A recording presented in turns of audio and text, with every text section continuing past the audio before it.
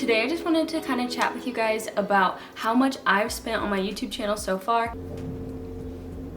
I'm not yet at that point where I'm monetized. I'm quite a bit of watch time or watch hours away from hitting that milestone. Thought it'd be kind of fun just to talk to you guys about how much I had invested in my YouTube channel so far as someone who isn't yet making money on that, but this was kind of like my cutoff for what I wanted to spend before I was even making money at it. Hopefully this one is helpful for you guys and hopefully you can take away some valuable things from it. So the first thing that I want to talk to you guys about is physical costs of having a YouTube channel. And just a reminder, this is before I'm monetized and I don't have any sponsorships.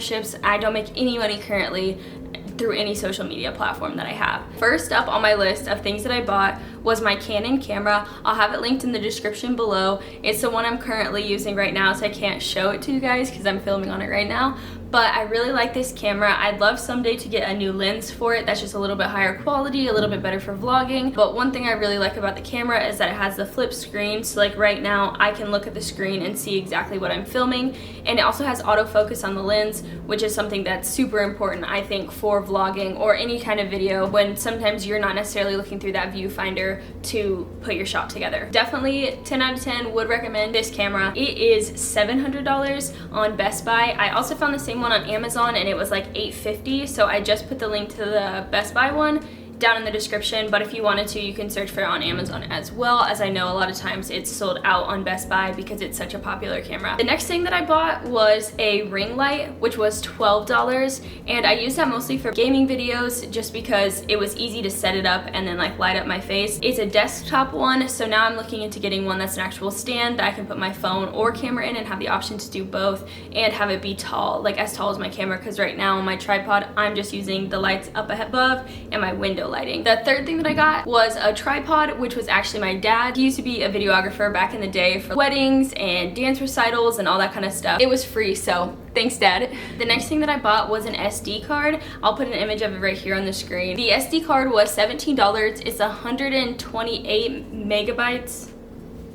Nope, 128 gigabytes. I thought it was a really nice SD card, pretty standard, probably need like 5 more of them, but so far I've never run into an issue of having too many things on my camera. Whenever I work, I like to delete things, move things, kind of keep everything as clean as I can. So luckily I haven't gotten to the point where I've ever even come close to filling the SD card up. And then I also got an SD card reader to pair with that, and that was $16. So it's just like a USB that will read either SD cards or micro SD card. If you have like a Mac or anything like that, they usually have SD cards built into the side or into the back. And then last but not least was $60 for my hard drive. This is something that I would most definitely recommend. It's just so nice to be able to have everything stored somewhere and not clog up my PC, its memory, and worry about losing any of the things or anything like that. Now let's turn to the opportunity cost. So this is something that's like a business term that I use way too often because I found that like everything in life has an opportunity cost, right? The first thing is talking about how to build YouTube into your schedule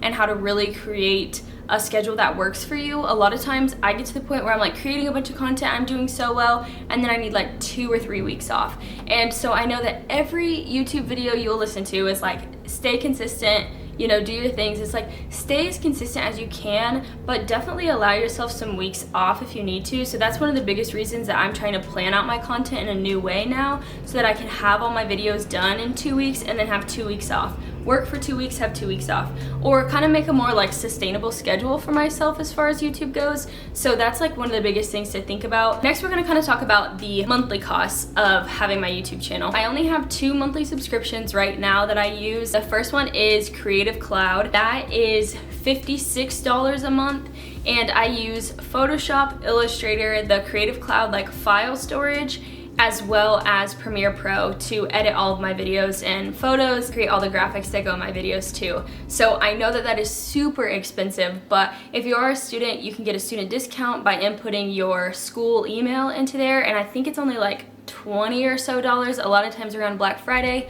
They also have deals on that, so if you're interested in the Creative Cloud, be sure to check that out. But honestly, for me, once I graduated college, the price went up, and it's still worth every penny to me because I'm so used to using it. If I would have started out on something different, maybe I wouldn't feel that way, but right now it's definitely worth that price for me. My second subscription is TubeBuddy. That is only $9 a month. I think it's totally worth it. It's the pro license, but you can also use it for free. I had just upgraded that so for a long time I was just using TubeBuddy as just the free version of it. I use the Keyboard Explorer the most. The Keyboard Explorer is my #1 hands down favorite tool that they offer. It's definitely worth the $9 a month for that. So that brings the total to, I don't know what the total is, I haven't calculated it yet, but I'll put it here on the screen. That's kind of how much I've spent on my channel, as well as the monthly cost going into my channel. Once I get to the point where I'm monetized, I'd love to upgrade some stuff, and I'm sure I'll still buy stuff even before I'm at the point of being monetized. I kind of think of it as a business investment, so I've kept track of every expense that I've spent on my YouTube channel or on my business. That way someday if I do get to the point where I'm monetized, some of those things may be tax exempt, or I might get some benefits from that, and I just wanted to honestly keep track of the costs that it's cost me so far. It's important to think of your channel like a business, just for the sense that it is going to be hopefully how you make money someday, even if it's just a hobby, even if it's just a side hustle kind of thing. Definitely still think of it like that and keep those expenses separate, just even on an Excel doc, or for me I just have literally a notes on my phone that I keep all the expenses listed, just so that you have that, so you know. And honestly, it's kind of neat just to look at it every once in a while and be like, okay, how much have I spent on all this stuff? So next I just want to tell you guys my top 3 favorite products that I have for if you are wanting to start your channel but you're not wanting to buy everything. I would definitely recommend getting some sort of camera. You could definitely use your iPhone if you have a nice iPhone, or if you have a nice Android as well. As long as the camera's nice, you should be able to use that, but even that is an investment in itself, right? Because iPhones or Androids aren't cheap. No matter what you decide to do, either way, just kind of keep that in mind. So definitely a camera. Second, I would invest in some lights. So I got really lucky that the place I live in now has beautiful overhead lightings, and it's brand new, and there's a lot of windows, and haven't necessarily had to have any studio lights yet, but I'm guessing that at some point that will be something that I invest in. And the ring light was perfect for when I was first starting, and it adds just the amount of light that is needed. I would definitely recommend that. And then the third thing that I would recommend is a tripod. This is something that even back when I was doing gaming videos that were all stationary, I still wouldn't have been able to have a successful gaming channel without a tripod. Whether it's a handheld one for vlogging or a standalone one that you can use for pictures and for video. I'm currently looking into purchasing a handheld one for myself for vlogging, but I would highly, highly recommend a tripod. Even if you're using your phone to film your videos, take your pictures, all that kind of stuff, definitely get a tripod that would work for your phone. A lot of times you can get ones that have a little button.